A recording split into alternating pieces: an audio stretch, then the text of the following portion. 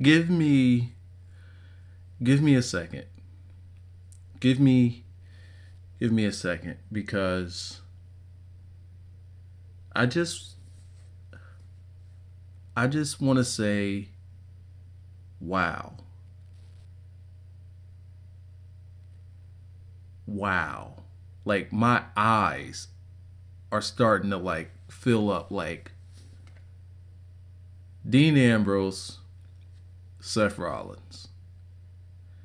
And I'm gonna have to do this video in two different segments, because this deserves two.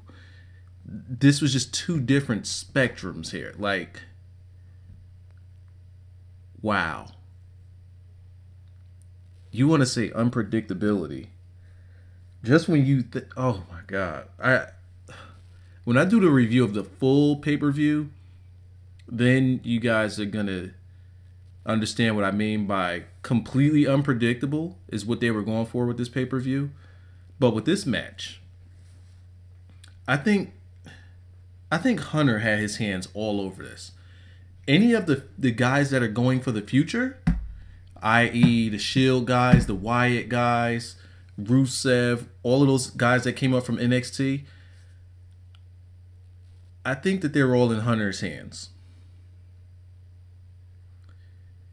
To me, now, I don't know how you guys, I'm just starstruck right now. So if I'm not fluid and I'm not just flowing like my usual self, you're gonna have to excuse me, because wow. But let me say this. This match, to me, I want to say it didn't live up to what I expected. Now, don't get me wrong. I'm not saying it was bad or anything even close to bad, or even anything close to I didn't like it. Not at all. I love the way it started. It started out right on top of the cage. Dean came down, went in the ring, said nope. Well, went in the ring, threw all the chairs and tables in there, left the ring, climbed up to the top of the stage. Stage. Climbed to the top of the cage, and had a kendo stick on his back, wrapped around his back. Seth comes out, teases that he's gonna go up, get the heel heat going, climbs back down, tells Jamie Noble and the hell's the other guy's name? Jamie Noble and you know, the guy that was teamed up with the Nitro and the M&M guy, whatever the hell his name is. That's not important. They're Pat Patterson and Briscoe right now. But, you know, that was just a decoy. He sent them up there to go get Dean, and that was just a decoy for Seth to get the opening. And then they did the whole cage spot where, you know, they fall off the side of the cage. Now, that's been done, other than the Mick Foley falling off the top of the cage, but falling off the side of the cage, I think it's been done at least once or twice. Now, this one was completely telegraphed. You know, they were pretty much giving each other the countdown. And personally, I don't think that there was even a need for Dean to fall off the cage. He delivered the headbutt. Why is he nosediving off the cage is beyond me. They spent way too much time with the whole getting the stretcher out there and, you know, getting them on and then getting them back off it. And then, you know, they get back into the ring, into the cage, lock it up, and the match starts.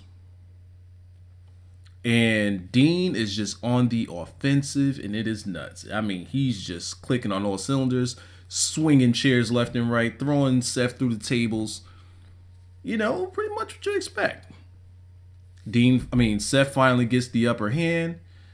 You know, and it goes a little ways back and forth. Now, the reason I say that it didn't live up to what I expected is because I expected, let me just move my phone. I expected for them to get more time going at it, whereas way too much time was spent. I say about 15 minutes of this whole thing, 15 to 20 minutes of this whole thing was spent on theatrics, was spent on climbing cages, you know, spent on hanging off the side of the cages just for minutes at a time. Then you got all of that time where you got the ambulance coming out. Just a lot of time was wasted. And I just wanted to see them just go. Just go. And I know that they were building it, and they were building it. I get it. But sometimes you don't need to build it when you've been building this thing for months. Honestly, you've been building this thing for years when they first came in. Because it was always Dean that was teasing that he was leaving. So this thing's been building for a while, years. So there wasn't no need to build for a couple more minutes during the match. It wasn't necessary. That's my only gripe here. My only gripe. But these two put in that work in the ring. I just would have much had rather seen more time. Give me 10 more minutes of in-ring craziness. And it just would have been over the top. But my God, the end of this match. The end of this match, my God. My God. The lights go out. I thought something went wrong with my Xbox. I look at the WWE Network on my computer and on my TV. Both screens are black. And it just said live. I'm like, what the fuck? Like, and then you just hear the speaking in the tongues. And I'm like, oh, shit. Bray is back. Bray is back. And I thought that he was going to come out with the Ascension. That would have been a good way to bring them out. That would have been an awesome way to bring out the Ascension. But I'm guessing maybe they're still not ready to bring them out yet. Or maybe they're waiting for NXT tapings to be over with. But he lays down the lantern in the ring. And then you see this holographic thing pop. And I'm like, oh my God. The only one standing is Dean. Dean's the only one standing. I thought Bray was going to come and attack both of them. But it was only Dean.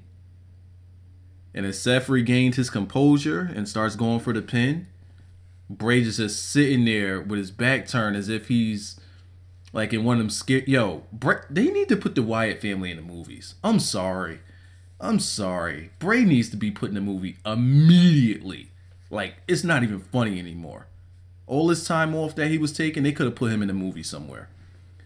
But Seth gets the pin. Bray is still on his knees, facing the other way. And after Seth is done, he gives the Sister Abigail. And that ends the show with Bray posing. I'm going to end this here. But I'm also going to do another video. 2 more videos. One's going to be the full pay-per-view review.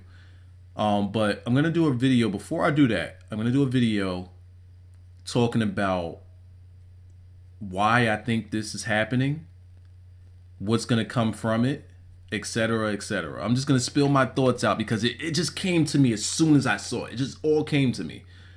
And I am just completely starstruck right now. Wow.